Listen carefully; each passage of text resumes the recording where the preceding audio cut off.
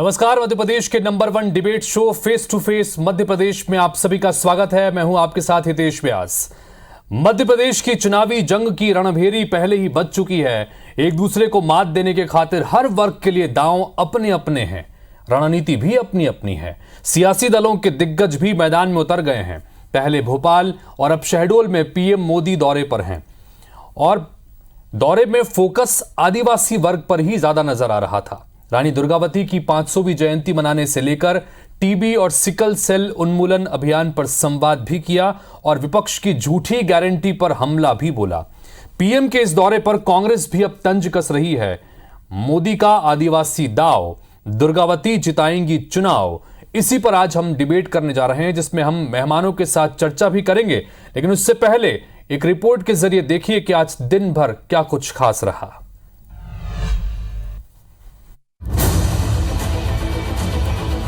2047 तक हम सब मिलकर के एक मिशन मोड में अभियान चला करके ये सिकल सेल एनीमिया से हमारे आदिवासी परिवारों को मुक्ति दिलाएंगे, देश को मुक्ति दिलाएंगे। रानी दुर्गावती की पावन धरा पर पीएम मोदी का दौरा, आदिवासियों के साथ संवाद, टीबी, सिकल सेल एनीमिया जैसी बीमारियों के खिलाफ अभियान और रानी दुर्गावती की 500वीं जयंती पूरे देश में भव्य तरीके से मनाने का ऐलान। चुनाव के पहले बीजेपी की ओर से एमपी में पुरजोर तरीके से आदिवासी दांव चल दिया गया है। पीएम मोदी ने कहा कि 70 साल में कांग्रेस ने कभी इसकी चिंता नहीं की, अब चुनौती को हल करने का बीड़ा भाजपा की सरकार ने उठाया है। उन्होंने भोपाल की तरह यहां भी झूठी गारंटी देने वालों को निशाने पर लिया।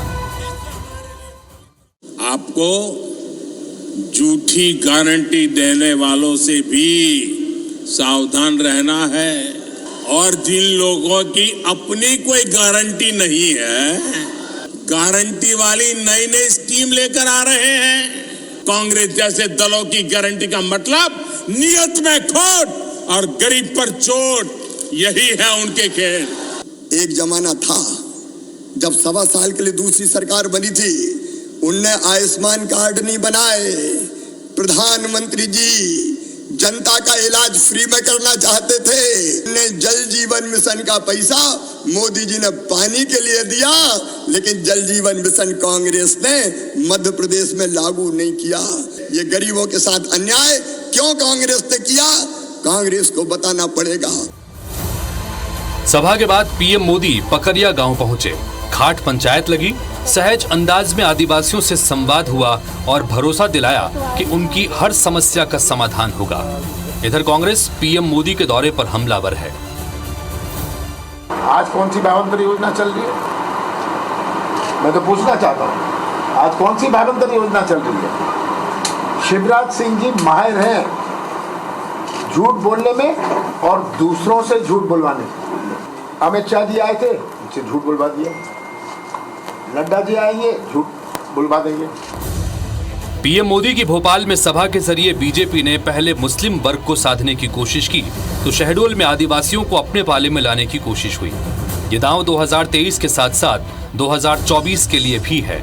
दरअसल साल 2018 के चुनाव में एमपी में आदिवासी वोट बैंक के सहारे ही कांग्रेस सत्ता में आई थी, लेकिन इस बार बीजेपी कोई रिस्क नहीं लेना चाहती। हर चुनावी समीकरण और गुणाभाग में खुद को पुख्ता रखना चाहती है। Bureau report, IBC 24।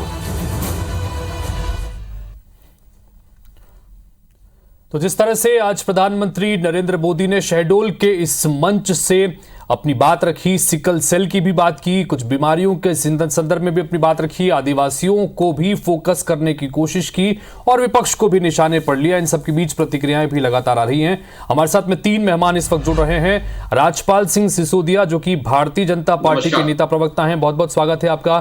साथ ही हमारे साथ में रामू टेकाम साहब हैं, जो कि अध्यक्ष हैं कांग्रेस पार्टी के आदिवासी विभाग के। टेकाम जी, स्वागत है आपका भी। और हमारे साथ में वरिष्ठ पत्रकार दिनेश गुप्ता जी भी जुड़ रहे हैं। दिनेश जी, बहुत बहुत स्वागत है आपका भी। जैसे कि रवायत है, शुरुआत में 1.5 मिनट में ओपनिंग स्टेटमेंट के साथ हम कार्यक्रम की शुरुआत करेंगे, चर्चा की शुरुआत, उसके बाद आगे बढ़ाएंगे।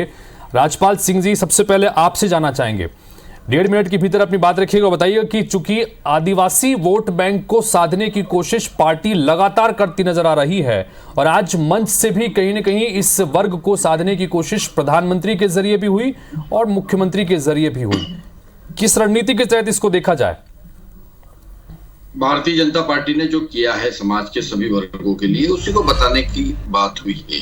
आज महारानी दुर्गावती जी, रानी दुर्गावती जी को आज प्रणाम करके माननीय मोदी जी ने, माननीय शिवराज सिंह चौहान जी ने आज अपनी बात को प्रारंभ किया और बात को प्रारंभ किया 1 करोड़ लोगों को आयुष्मान कार्ड देने का काम मध्य प्रदेश में हुआ। आयुष्मान कार्ड अर्थात 5 लाख रुपए तक के इलाज की पूरी गारंटी। अगर किसी की जेब में आयुष्मान कार्ड है और वो बीमार होता है तो उसे 5 लाख तक का इलाज अस्पताल में मुफ्त मिलेगा, इस बात की गारंटी। सिकल सेल एनीमिया का मिशन भी आज शुरू होने का काम हुआ।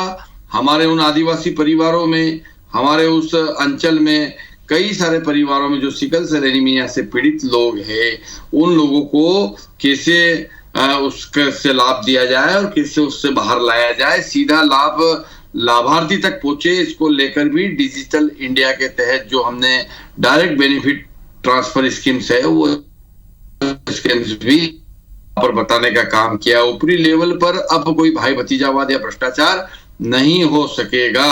हमारा प्रयास है कि गरीब बीमारी से मुक्त रहे, समस्याओं से मुक्त रहे, उसको मुफ्त इलाज मिले और बीमारी पर होने वाला खर्च जो है, पहली बात तो कोई बीमार हो ही नहीं, अगर होता है तो उस पर खर्च कम से कम लगे।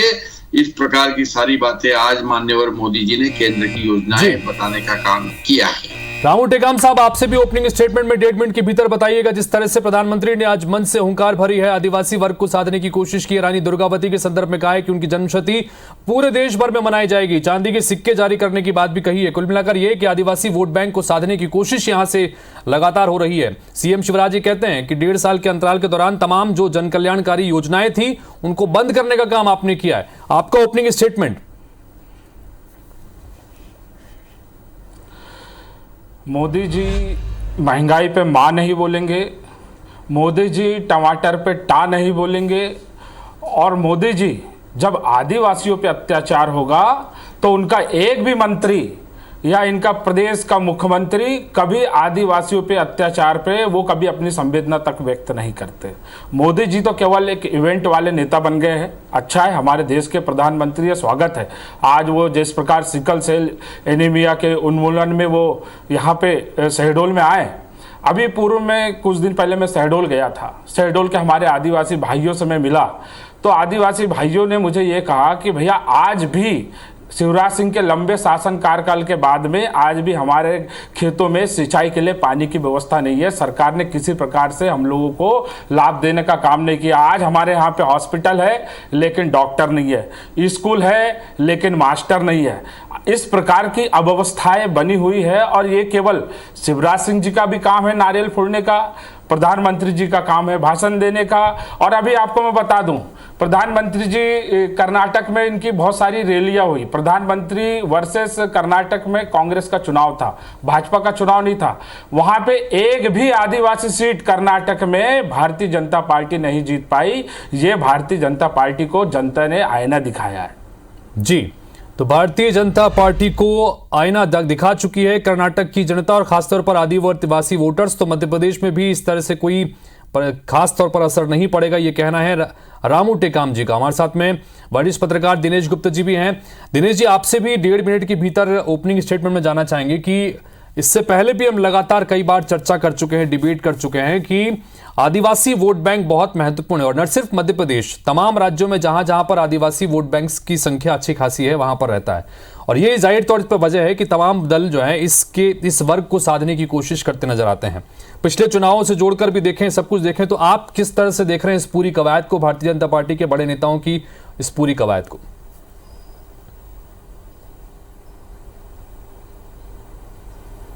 देखिए, अन्य राज्यों की तुलना में जो मध्य प्रदेश है हितेश, वो अलग तरह का एक स्टेट है आदिवासियों के मामले में। जी, हर 5वां व्यक्ति आदिवासी आप 20% 21% के करीब पॉपुलेशन है और 47 विधानसभा सीट हैं। आप 230 में से यदि 47 विधानसभा सीट होगी एक वर्ग विशेष के लिए, और इसको व्यापक रूप से इस तरह से देखिए ना कि वो लगभग 40-45 दूसरी सीटें हैं जो इफेक्ट करती हैं, जहाँ ट्राइबल पॉपुलेशन है, वो रिजर्व सीट नहीं है।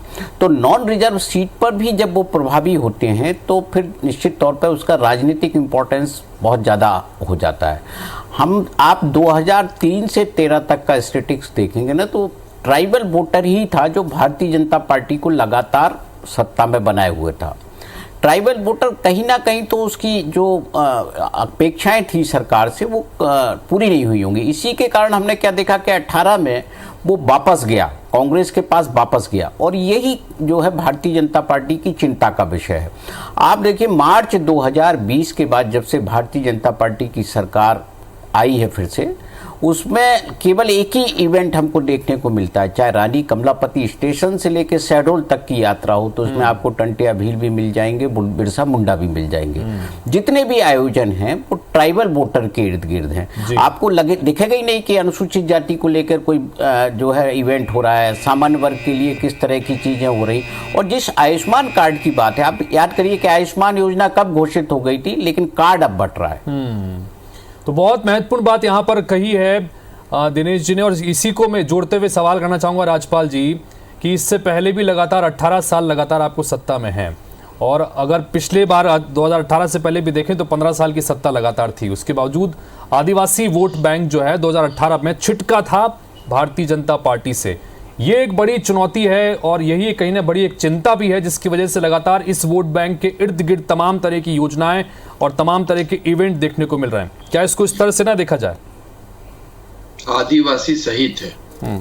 पिछली बार हमारा किसान बंधु भी कांग्रेस के झूठे वादों में गुमराह हुआ था, और वही बात आज हम कह रहे हैं। आज मोदी जी ने भी ये बात कही है शेड्यूल के अंदर कि ये कांग्रेस के लोग झूठी गारंटी दे रहे हैं, गारंटी दे रहे हैं, 5 प्रकार की गारंटी देने का काम करना है, और वो 5 गारंटी इनकी नकली है, फर्जी है। ये देखा है कर्नाटक की जनता ने, भोग लिया इतने से दिन में। पहले भी इन्होंने कर्ज माफी की खोखली बात कहने का काम किया था, और नतीजा ये हुआ कि मध्य प्रदेश में 65,000 करोड़ रुपए के कर्ज माफी के अगेंस्ट में सिर्फ 5,000 करोड़ रुपए का कर्ज माफी करके उठ के मुंह में जीरा करने का काम कांग्रेस ने किया। अगर जिस प्रकार से उन्होंने चुनाव में वादा किया था उस प्रकार से अगर मध्य प्रदेश में कर्ज माफी होती तो किसानों के खाते में 65,000 करोड़ रुपए जाना थे, पर गए कितने उसके अगेंस्ट? सिर्फ 5,000 करोड़ रुपए। इसका अर्थ ये हुआ कि ऊंट के मुंह में जीरा, वादा खिलाफी। अब फिर राजपाल जी, लेकिन आपने अभी हमारी रिपोर्ट में कमलनाथ जी को सुना, कमलनाथ जी सीधे सीधे कह रहे हैं शिवराज सिंह चौहान के ऊपर आरोप लगाते हुए कि वो झूठ बोलने में माहिर हैं, केंद्र से बड़े नेता आते हैं उनसे भी झूठ बुलवाते हैं। इस पर क्या कहेंगे, क्या प्रतिक्रिया आपकी? मैं कह रहा हूं ना, मैं वही तो बता रहा हूं कि कमलनाथ जी खुद झूठे हैं। उन्होंने कर्ज माफी कितनी करी? 65,000 के अगेंस्ट 5,000 करोड़। अब उसके बाद में उन्होंने अभी फिर क्या बोल दिया कि बिजली हम मुफ्त देंगे। एक दौर वो भी देखा है 2003 के पहले का मध्य प्रदेश की जनता ने। ठीक है, रामू टेकाम साहब आपसे जाना चाहेंगे, भारतीय जनता पार्टी लगातार ये कह रही है कि पिछली बार 2018 में आप लोगों के झूठे वादे के झांसे में आदिवासी वर्ग आ गया था, इस बार नहीं आने वाला है, क्योंकि हम लोगों ने तो विकास के रास्ते खोल दिए उनके लिए। बताइए रामू टेकाम साहब, किस तरह से देखते हैं? मध्य प्रदेश की जनता ने माननीय कमलनाथ जी को जनादेश दिया, और उन्हीं के जनादेश पे कांग्रेस की सरकार बनी और माननीय कमलनाथ जी मुख्यमंत्री बने। माननीय कमलनाथ जी ने सबसे पहला काम यदि किया है तो किसानों की कर्जा माफी के दस्तावेज पर साइन करके उनके 27 लाख किसानों का कर्जा माफ करने का काम किया। और ये बात विधानसभा में स्वीकारा गया है, ये बात विधानसभा में स्वीकारा गया। और रही बात ये लोग जो अभी बोल रहे हैं, मुझे ये बताइए, 2 करोड़ नौकरी देने की बात हुई थी, 2 करोड़ नौकरियों में से कितने युवा हमारे आज बेरोजगार है, कितनी नौकरियां मिली और कितने युवाओं को उन्होंने रोजगार दिया? टेकाम साहब आदिवासियों के संदर्भ में बात करते हैं, टेकाम साहब आदिवासियों के संदर्भ में अगर आपके पास कुछ आंकड़े हो तो रखिएगा। 15 लाख का भी कुछ नहीं मिल पाया। रामू टेकाम साहब, आदिवासी वर्ग के संदर्भ में आपके पास अगर कुछ आंकड़े तो वो रखिएगा जी। करती है तो ये लोग विधायकों की खरीद फरोख्त करके सरकार नहीं बनाते, जिनको सरकार चलाने देना था। इन्होंने लोकतंत्र का गला घोट करके कमलनाथ जी की चुनी हुई सरकार को गिराने का काम किया। ये लोकतंत्र के हत्या है।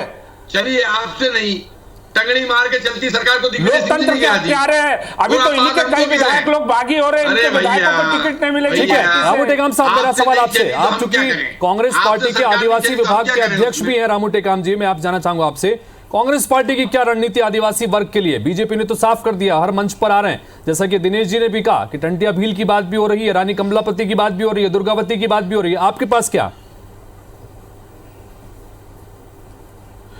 देखिए, माननीय कमलनाथ जी ने स्पष्ट कहा है, और जिस प्रकार अभी ये लोग कभी श्रेय लेते हैं पेशा कानून की, हम बात करें पेशा कानून, ये बहुत श्रेय लेते हैं कि हमने पेशा कानून लागू कर दिया।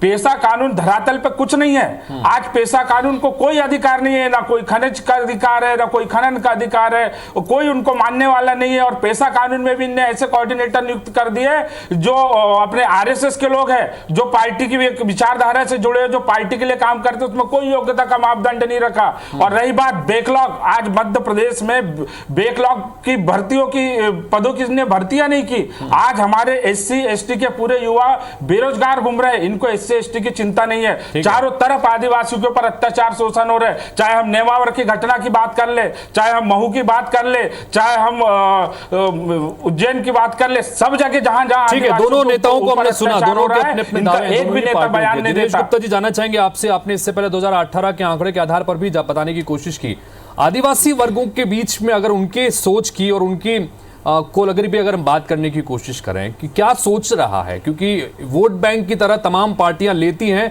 इसमें कोई दो राय नहीं है, आदिवासी वर्ग क्या सोचता है इस समय मध्य प्रदेश में, आप अगर इस पर फोकस कर सकें सर।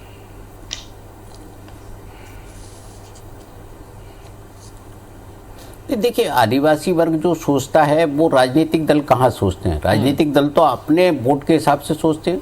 यदि पेशा कानून आप लाए तो उसमें आप उसको लाभ कितनों को मिला। आप देखिए, प्रधानमंत्री जी ने एक भी बार जिक्र किया कि पेशा कानून के तहत हमने इतने लोगों को लाभ उपलब्ध करा दिया। मध्य प्रदेश इस तरह का स्टेट है, यहाँ पेशा कानून लागू हुआ और आदिवासी बिल्कुल जो है अपने आत्मनिर्भर हो रहे हैं, ये तो बिल्कुल भी कहीं जिक्र नहीं हुआ। ये तो बात तो उसी की हो रही थी, केवल सिकल सेल एनीमिया की बात हो रही थी, तो जो है उसके अलावा कोई चीज नहीं थी ना कि जिसको वो बात करें। बहुत सारे विषय आदिवासियों के हैं मध्य प्रदेश में जिसको उसकी सोच की बात नहीं होती है। तो जब तक सोच की बात नहीं करेंगे आप देखिए ना कि वहाँ बहुत सारे मुद्दे, उनके एम्प्लॉयमेंट का मुद्दा है, वहाँ उनकी बहुत सारी चीज़ों का जो मुद्दा होता है वो नहीं कर पाते। इसलिए तो कांग्रेस से दूर हुई। इतने साल कांग्रेस ने क्यों उनके नाम पर राजनीति की।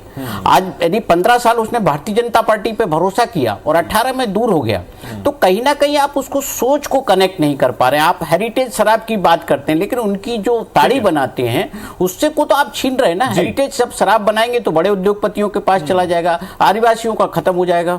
जी राजपाल जी, इस पर अपनी प्रतिक्रिया दीजिएगा। 20 सेकंड के भीतर क्लोजिंग स्टेटमेंट भी रखिएगा कि जिस तरह से उन्होंने कहा कि पेशा कानून के लेकर कितने किसानों को फायदा हुआ, इसका कहीं कोई जिक्र देखने को नहीं मिलता है, तो क्यों ना ऐसा माना जाए कि सिर्फ वोट बैंक को साधने की कवायद भर है। 20 सेकंड के भीतर सर। पेशा कानून भी मध्य प्रदेश सहित हमने ही लागू करने का काम किया आदिवासी अंचलों में, और उसके आंकड़े भी हम शीघ्र ही जल्दी आपको बताने का काम कर देंगे, क्योंकि वो लागू हो चुका है और उसके कन्वीनर नियुक्त हो चुके हैं और नीचे चल रहा है। भारतीय जनता पार्टी ने सबका साथ सबका विकास करने का काम किया, उसके तहत हमने आदिवासी वर्ग को भी गौरव बढ़ाने का काम किया है। आज आदिवासियों के बीच में जाकर हम उनकी योजनाओं, आदिवासियों का गौरव बढ़ाने का काम बीजेपी कर रही है, ये कहना है हमारे साथ राजपाल जी का। रामू टेकाम जी, आपसे भी क्लोजिंग स्टेटमेंट जानना चाहेंगे। और साथ ही पीएम मोदी ने इन तमाम बातों के साथ साथ गारंटी को लेकर भी कहा है, झूठी गारंटी करते हैं विपक्ष के नेता, ये भी उन्होंने आरोप लगाया। इस पर भी अपनी बात रखिएगा 20 सेकंड के भीतर सर। 2 करोड़ नौकरियां देने की बात की। भाइयों बहनों, मैं महंगाई कम कर दूंगा। भाइयों बहनों, मैं देश नहीं बिकने दूंगा। भाइयों बहनों, मैं देश का सर झुकने नहीं दूंगा। भाइयों बहनों, हम मणिपुर पे कोई बात नहीं करेंगे। भाइयों बहनों, हम जो डीजल पेट्रोल के दाम बढ़ रहे हैं हम उस पर कोई बात नहीं करेंगे। देखो, मोदी को जनता ने नकार दिया है। कर्नाटक में मोदी का सुपड़ा, बीजेपी को और मोदी को जनता ने नकार दिया है, लगातार वो कह रहे हैं। दिनेश गुप्ता जी, 20 सेकंड के भीतर क्लोजिंग स्टेटमेंट आज के इस पर 20 सेकंड के भीतर सर। प्रदेश की जनता कमलनाथ जी को मुख्यमंत्री के रूप में, ठीक है टेकाम साहब जी। देखिए पूरा फोकस आदिवासी है और इस बार जो चुनाव होना है वो बिल्कुल आदिवासियों के मुद्दे पर ही लड़ा जाना है। और जो भी स्थिति होगी, जितने मुद्दे होंगे आप वो केवल आदिवासियों से जुड़े हुए होंगे। तो आदिवासियों के इर्द गिर्द ही चुनाव लड़ा जाएगा, इसमें कोई दो राय नहीं, और उसकी अभी से ही झलक देखने को मिल रही है। तमाम पार्टियां इस पर फोकस कर रही है, कौन कितने तरह से बाजी मार पाता है इस पर निगाहें देखना होगा, इंतजार करना होगा। फिलहाल आप तीनों का बहुत बहुत शुक्रिया इस चर्चा में शामिल होने के लिए। नमस्कार।